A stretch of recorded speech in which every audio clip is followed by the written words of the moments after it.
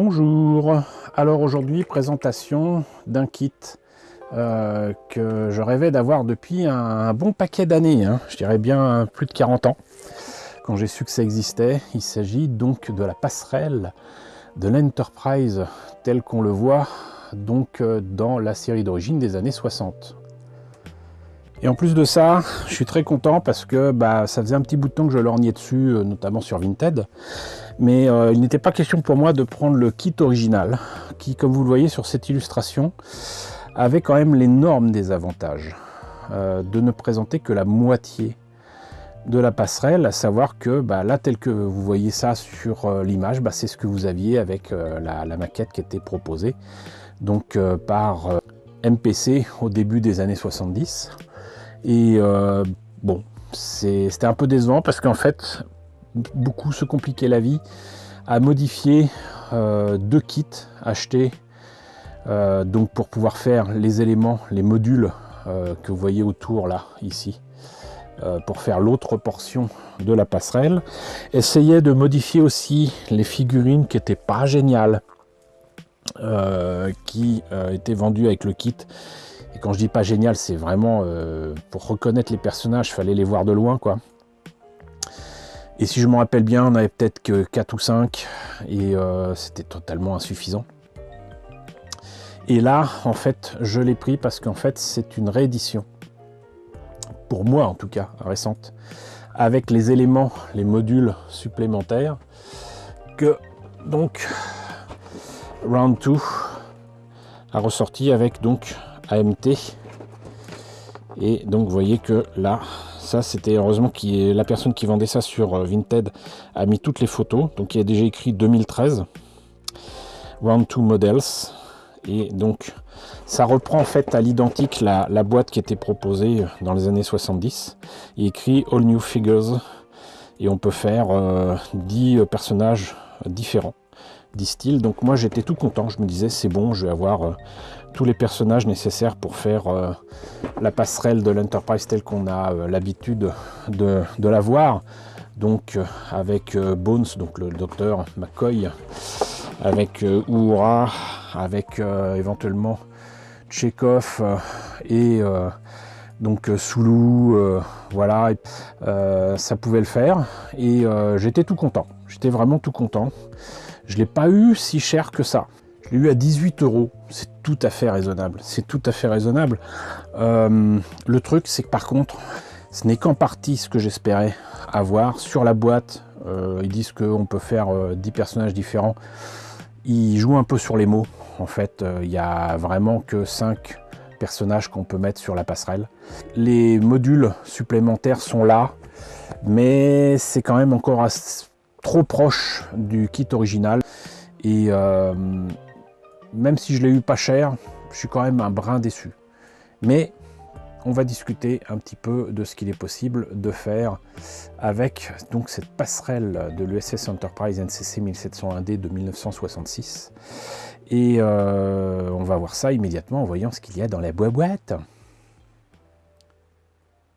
Et j'avais oublié ça, mais effectivement, pas dans la boîte, mais j'imagine sur la boîte, quand elle était encore gainée de plastique, il y avait certainement cette image qui permettait de compenser la reproduction à l'identique de la vieille boîte des années 70. Là, on a très clairement des photos récentes où on voit effectivement qu'on peut faire là la totalité de la passerelle. Et sinon, là, ça liste absolument tous les personnages qui sont là. Si là ce sont des photos du modèle monté et peint tel quel, je suis rassuré parce qu'on a effectivement McCoy dans sa pose préférée, Kirk sur son siège, Chekhov et Sulu qu'on reconnaît quand même pas mal, Spock donc et Uhura, et ça nous fait effectivement donc, si je sais encore compter, 6 personnages. Et il y a écrit qu'il y a donc un élément du poste de travail de Spock qui est rajouté à la maquette. Et donc ils disent qu'il y a donc la totalité des éléments pour faire donc la passerelle. J'en profite donc pour vous dire que Il montre qu'il y avait d'autres maquettes qui avaient été rééditées par Round 2, dont l'Enterprise qui brille dans le noir. Et je vous l'ai présenté il y a pas mal d'années de cela. Donc n'hésitez pas à voir la vidéo sur le lien que vous verrez ici. Et sinon, donc, hop, là, nous avons la notice et les décalcos. Donc, j'allais dire presque notice à l'ancienne, hein, mais c'est ça, avec les figurines. Donc, nous avons là, donc écrit Seated Male, Seated Female. Donc, on voit bien quand même qu'il s'agit de Kirk et là de Uhura, hein, quand même. Là, nous avons les personnages debout avec donc le Dr McCoy et Spock. Et là, je dirais que les dessins sont quand même pas géniaux. Il y a donc la possibilité effectivement de faire différentes têtes, puisque là il y a écrit Yeoman Mears qui pourrait remplacer la tête de Uhura. Mais donc du coup là, on se retrouve avec la même logique que donc il y a maintenant plus de 60 ans. Que bah, vous étiez obligé de prendre 2 fois la même maquette pour avoir des têtes différentes, puisque du coup vous pourrez rajouter au personnage dont je vous ai cité tout à l'heure, vous pourrez rajouter Scotty évidemment, Lieutenant Boba ça me dit rien, Lieutenant Latimer je vois pas non plus, mais voilà, ça si c'est au même prix ça va, mais en plus on se retrouve avec des pièces en trop. Qu'en faire? Bon, on en discutera tout à l'heure, mais pourquoi pas. Donc là on voit que c'est quand même modulaire, hein, très clairement, avec pas mal d'éléments qui ne serait-ce qu'à ce niveau là doivent faire bah, le sol, hein, de la passerelle. Il faut pas se tromper. Ensuite vous avez quand même les éléments pour les contrôles panels comme ils disent et l'ascenseur. L'écran qui d'ailleurs me semble un peu petit, mais c'est vrai qu'il nous semble grand dans la série, mais il est pas bien grand, hein, il est pas bien grand. Donc d'autres éléments encore une fois pour les panneaux de contrôle. Le siège, le fameux siège du capitaine, et donc bah, je dirais que c'est la barre, hein, tout simplement. Donc voilà. Ici on en serait déjà à l'assemblement final avec les sièges. Je trouve quand même comment dirais-je, la base des sièges un peu grossier, et sinon bah il propose de mettre des socles pour tenir les personnages, peut-être pour les déplacer ici ou là. Et donc vous avez aussi donc ce qui permet d'éviter de se casser la figure, ça arrivait souvent dans la série. Donc de quoi se tenir autour de la passerelle. Et là, le placement pour les décalcos. Il y en a un paquet. Il y en a un paquet et bah, je vais être obligé de vous ouvrir ça pour vous montrer ça. Alors, ce qui est déjà très bien, c'est que c'est très bien protégé ici par ce papier jaune. Si vous ne le sortez pas de ce sachet, ça peut durer des années. Et là, vous voyez que bah, très clairement, c'est pas quelque chose qui a été imprimé dans les années 70, hein, ni les années 60. C'est très clairement effectivement fait dans les années 2010. C'est magnifique. Il n'y a pas d'autre mot, c'est magnifique. On pourrait se contenter de ça. Vous avez même des images très sympas à mettre sur donc le panneau d'affichage de l'avant de la passerelle, avec un vaisseau Klingon, le D7, un alien qu'on voit aussi assez souvent et dans la série et dans le générique. Enfin assez souvent, qu'on voit dans un épisode, mais on le voit souvent dans les génériques de la série. Une planète qu'on voit à peine ici, là, mais moi je la vois bien à l'œil nu, c'est une planète qui est toute verte. Il y a d'autres écrans qui montrent d'autres vues. Ici, nous avons ce petit panneau qu'on voit à côté de l'ascenseur. Ici, de quoi faire donc les alertes rouges. Tous les petits panneaux avec les petits boutons et tout de partout, qui d'ailleurs au début de la série, comme ils n'avaient pas de quoi se faire des boutons comme ça, ils avaient utilisé, paraît-il, la légende veut qu'ils auraient utilisé en fait des bonbons qu'ils éclairaient par en dessous avec littéralement des guirlandes de Noël. Donc il y a tout ce qu'il faut pour faire les panneaux. Moi, tout ce que je vois, c'est que tout ça, c'est bien beau. Mais la passerelle de l'Enterprise, on se rappelle d'elle aussi parce qu'elle clignote de partout, parce qu'il y a du son, parce qu'il y a de la lumière. Avec ça, on peut faire que quelque chose de statique. Et si je veux l'éclairer, bah, ça va pas être facile parce que les boutons qu'on voit sur les décalcos, je peux les éclairer d'en dessous, mais le noir du décalco n'est pas suffisant pour éclairer les boutons. Et puis en termes d'électronique, ça risque d'être un petit peu compliqué de faire quoi que ce soit. Donc j'avoue que là, tout d'un coup, je me dis que concrètement, je risque d'être déçu dans la réalisation de cette passerelle, même si c'est un objet qui me faisait envie depuis vraiment de nombreuses années. Et on va en discuter après, mais les idées fusent, mais ça va me compliquer la vie. Round 2, encore une fois, histoire de rappeler que c'est eux qui ont repris la licence et les maquettes. Les personnages, ici, les figurines.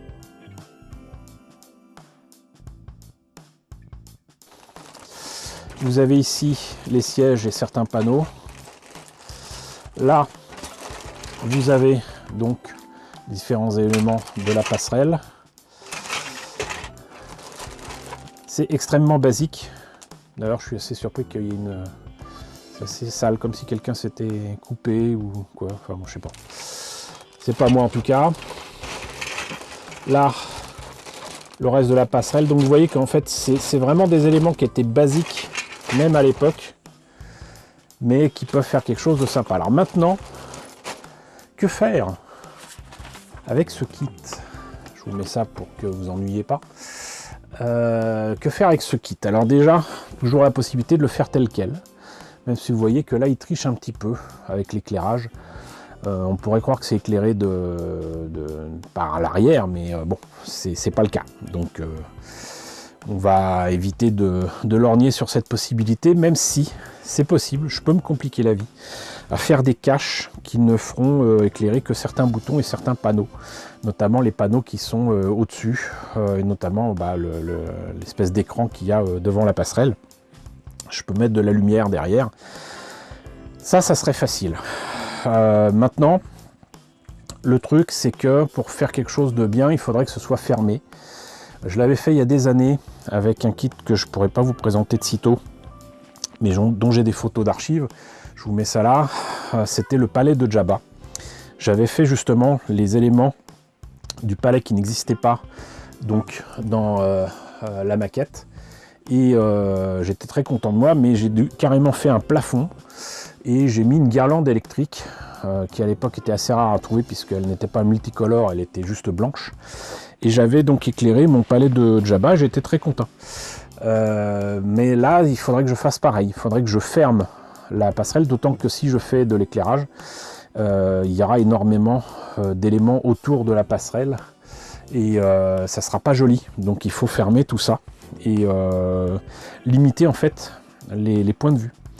Et là pour l'instant j'ai que très peu d'idées faciles à mettre en place pour faire en sorte de magnifier et de vraiment mettre en valeur cette maquette de la passerelle de l'Enterprise. Mais il y a une autre idée qui m'est venue en tête. L'idée, ça serait non pas d'utiliser les figurines de donc la série originale des années 60, mais carrément d'utiliser la figurine du Captain Picard que j'ai en métal et que l'ami Maddox m'a fourni aussi en version résine il y a des années, donc je l'ai en double.